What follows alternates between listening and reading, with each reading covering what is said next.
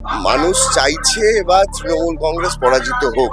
লাল ঝড় উঠে গেছে। উল্টো দিকে মমতা বন্দ্যোপাধ্যায় দাঁড়ালো, আমার যা কাজ আমি সেটা করতাম।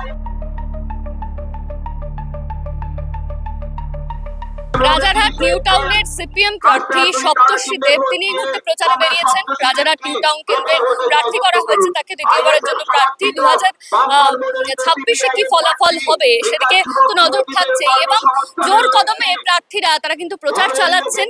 আর সেই জায়গায় দাঁড়িয়ে এই মুহূর্তে আমি রাজারহাট নিউ টাউনে রয়েছি। সপ্তর্ষি দেব তিনি এবারে সিপিএম এর প্রার্থী। আমরা একবার চেষ্টা করব তার সঙ্গে কথা বলার। দেখতেই পাচ্ছেন এই যে দাদা, এই যে প্রচারে বেরিয়েছেন আপনি, তো কিরকম সাড়া পাচ্ছেন? মানুষজন কি বলছে? না, সারা তো ভালোই, রাজারহাট জুড়ে সামগ্রিকভাবেই সারা ভালো। সব মানুষ চাইছে এবার তৃণমূল কংগ্রেস পরাজিত হোক। উন্নয়নের প্রশ্নে, রাজারহাটের উন্নয়নের প্রশ্নে তারা চাইছে যে বামপন্থীরা আবার শক্তিশালী হোক এবং এখানে জিতুক, এবং সেই মুডটা খুবই পরিষ্কার। লাল ঝড় কি উঠবে, কি মনে করছেন? লাল ঝড় উঠে গেছে, মানুষের মনে উঠেছে, এবং 23 এবং 29 তারিখ সেটা ইভিএম মেশিনে উঠবে। 5 বছরের প্রার্থী তাপস চ্যাটার্জি, তো আপনার বিপরীতে আপনার অপোজিশনে সে দাঁড়িয়েছে। কোথাও গিয়ে কি মনে হচ্ছে যে একটু জায়গাটা টলমলো আপনার, নাকি মনে হচ্ছে ঠিকঠাক পারফেক্ট?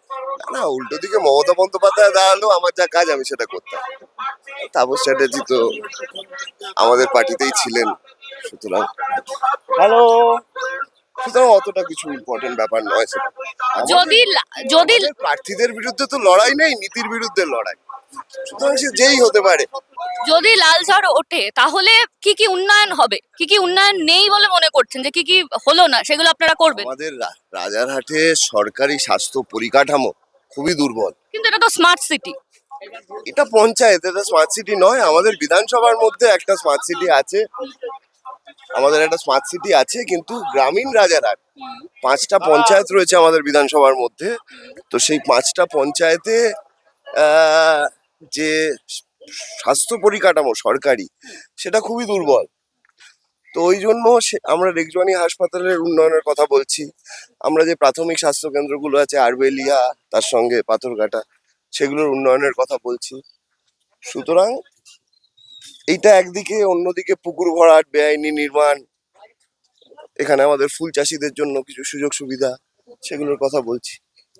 সামগ্রিক হোলসাম ডেভেলপমেন্ট, নিউ টাউনে স্মার্ট সিটি রয়েছে আর পঞ্চায়েতও রয়েছে। সুতরাং সবটা মিলিয়ে যাতে উন্নয়নটা হয় সেইটা আমাদের প্রয়োজন, সেটা আমাদের করতে হবে, এবং কর্মসংস্থান সেটা খুবই প্রয়োজন। এই যে একদিকে ভোটের হাওয়া, তার মধ্যে আকাশে হচ্ছে সূর্যি মামা, তো সবটাই পুরোটাই গরম গরম একটা ব্যাপার।